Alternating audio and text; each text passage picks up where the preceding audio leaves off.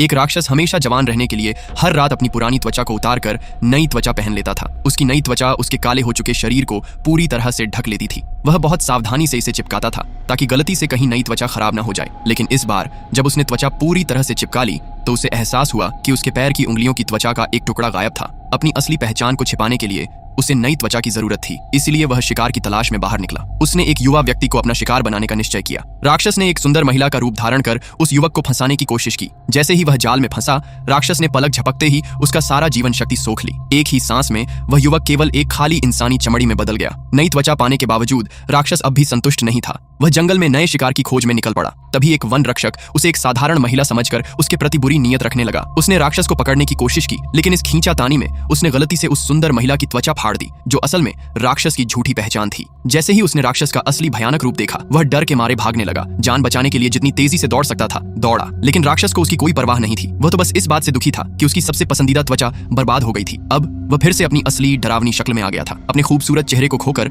उसे बहुत अफसोस हो रहा था, लेकिन उसके पास कोई और चारा नहीं था। उसे अब एक और नई त्वचा की तलाश करनी थी।